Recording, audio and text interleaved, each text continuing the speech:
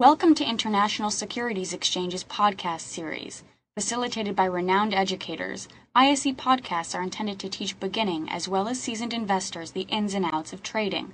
To find an updated list of podcasts, please visit www.ise.com/podcasts. Please be sure to listen to our important message following this episode regarding the risks of investing in exchange-traded options.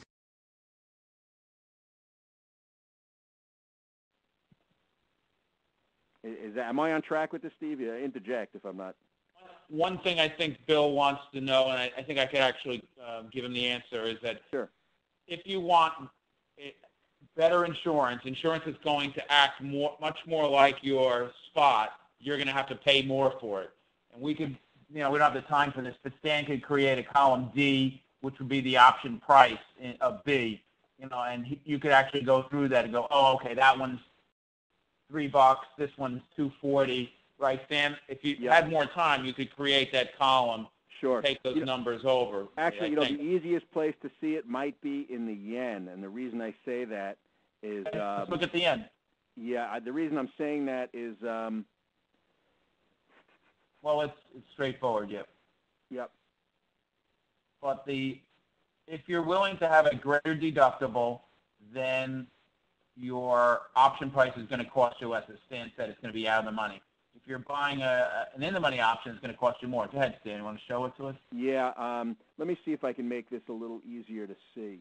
What if we take this over here, Steve? We'll take these. Now, these are the call options. I'm doing I try to make the font bigger to make it easier for people to see, and what I end up doing is making a hash out of it. Not bad. I think we can see it. Yeah, so now you see delta bid and ask. And the reason I went to the yen is because bullish is bullish. We don't have to worry about flipping. So if you want to see, well, if I'm get protection at 94, I'm just picking a number. If I want to be protected 94 and up, I got 3 bid at 321. But I should correlate pretty nicely with a 0.64 delta. Right. So now I'm saying, well, I'm paying 3 bid at 321, so I'm paying somewhere in there. But if the market goes the way I need, or the way I'm worried about, if it goes the way of the option, I'm getting a high level of protection because I should correlate 65% with the price movement. 65% delta is a moving target, but it should give me that correlation. Well, what if I want to spend less? Well, what if I spend around 2, 188 bid at 2? Well, then I'm only getting 50% correlation with the price movement. Another way to just using a metaphor, it's basically having wider stop loss orders. Bill says he's got it, but Stan said you've used the 96, you're just wider. Hey, Steve, right. I think you hit it on the head. You alluded to deductibles. I used to explain it to people this way. First of all, it will depend on your opinion on the market. If you're saying that I'm really confident that it won't happen, but I need an insurance policy in case, then you probably want to go for a high strike. We're talking about the calls. And you're saying, let me just spend a little bit just for that, just in case. I don't want to spend a lot, and I'll take my chances that I know I have at least some wide stop, as you just said, Steve, but I have something in there. But if you're in a position where you say, look, I think this is what's going to happen, but there is a lot of exposure, and I've got to protect it better, then you have to be willing to pay up for the higher protection. How much of the risk, in options classes, Steve, we used to tell people, how much of the risk are you willing to take, and how much of the risk do you want to lay off on the market? That's exactly right. And, the gap risk is huge, and that's what I try to remind people is that, something that you think is impossible is unlikely. It's not impossible. You and I are saying it in different ways. Exactly right. That's why you buy the insurance. There's a question on position size. I don't know if you saw it. I don't know if we're looking at the same screens pop through here. Deciding the size of the position to hedge an existing Forex position. Do you want me to go through that one? Yeah, if you want to mention it. I mean, I guess you're either currency for currency or delta for delta. So the way we since the contracts are based on the ISE value, as you called it, the index, looking at yen, if we're trading at, what are we, 98 now, Stan? Where we are? 95.34 is what I have last right here. That means that the contract is worth $9,500 and whatever dollars, $9,534. You just multiply that value by 100. So the euro is around 7,100. Now that's a floating value. So you recognize that. It's going to float a little bit. So, the Canadian dollar is worth more than 10,000. The British pound is probably the cheapest. So you're going to need more pound contracts to hedge. You'll need less of the Canadian dollar or the Aussie dollar because it's actually controlling more. Does that make sense, Dan? Yeah, I think so. Okay, good.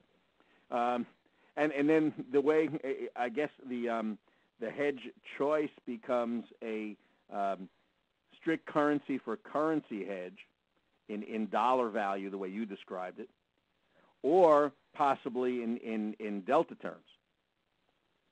Correct.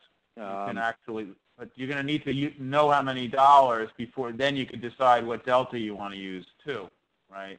Right. But you could actually, yeah, you're right. You could just hedge it in deltas. That's exactly right. We take, here in TradeStation, and I can change these around. This is, I guess, a default display. We'll show you the position delta.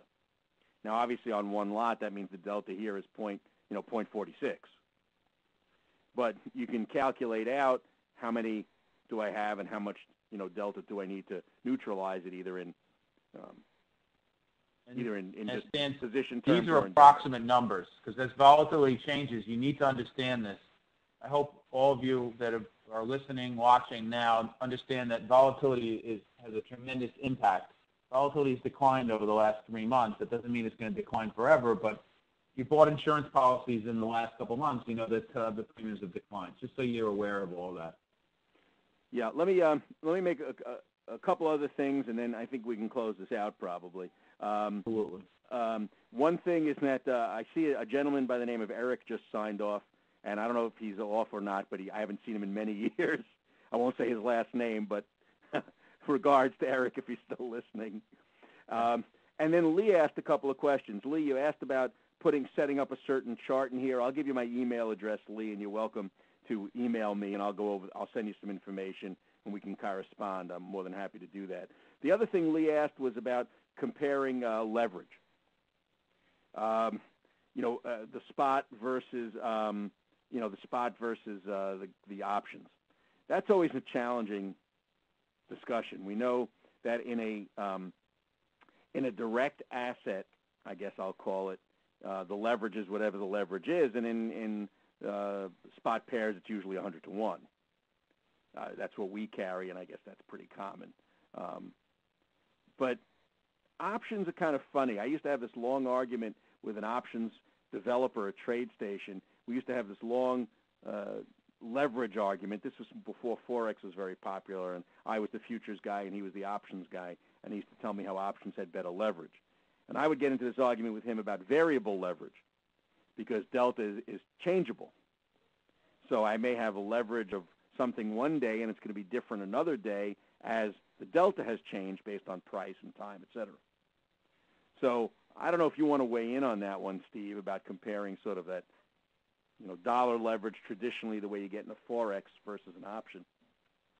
Thank you for listening to our podcast. To find more podcasts on options, stocks, alternative markets, and market data, please visit www.ise.com/podcasts.